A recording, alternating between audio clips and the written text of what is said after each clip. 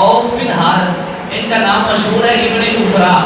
اور اصل ان کا نام ہے اوف بن حارث۔ البدایہ و نہایہ کی بات ہے، البدایہ و نہایہ میں لکھا ہے حضرت اوف بن حارث المعروف ابن افرا حضور کے پاس پہنچے کہ حضور سے انہوں نے سنا ہوا تھا کہ بعض کام ایسے ہیں جو کریں تو اللہ تعالیٰ خوشی سے مسکراتا ہے، کہ حضور صلی اللہ علیہ وسلم کے پاس پہنچے، میدان جنگ کا موقع تھا، کہا یا رسول اللہ بتائیے کون سا کام ایسا ہے جو کریں تو اللہ تعالیٰ مسکرا دیتا ہے؟ میرے آقا صلی اللہ علیہ وسلم نے فرمایا وہ کام یہ ہے، میدان جنگ ہو، گھمسان کی جنگ لگی ہوئی ہو، ایک بندہ مومن آگے بڑھے، اس کے جسم پہ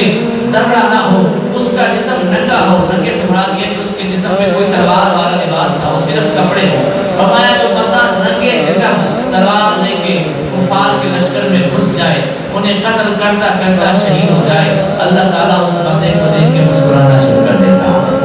حضرت عوف بن حارث میدان جنگ میں کھڑے ہیں، ذرا پہنی ہوئی ہے، ذرا اتار کے پھینک کے کہا تو وہ ہے جو میرے رب کے مسکرانے پہ کے درمیان تو رکاوٹ بنی ہوئی ہے، مجھے تیری ضرورت ہی نہیں ہے۔ ذرا اتار کے پھینک دی، بغیر ذرا ننگے جسم کفار کے لشکر میں گھس گئے، اور صرف آگے جاتے جا رہے، نہ اپنے دائیں دیکھتے ہیں کوئی ہے یا نہیں، کوئی مار رہا ہے یا نہیں، نہ بائیں دیکھتے ہیں، نہ پیچھے دیکھتے ہیں کوئی میرا پیچھا کر رہا ہے، صرف آگے جاتے جاتے ہیں، جاتے جاتے ہیں غازل مونی کی طرح کفار کو کاٹ رہے ہیں۔ پھر آخر وہ وقت بھی آیا، حضرت افرا رضی اللہ تعالیٰ عنہ کو شہید کر دیا گیا۔ میرے آقا علیہ السلام نے ان کو دیکھ کے مسکرا کے فرمایا کہ وہ ہے جس نے میری بات کو جیسے سنا اس پہ ویسے عمل بھی کر کے دکھایا ہے۔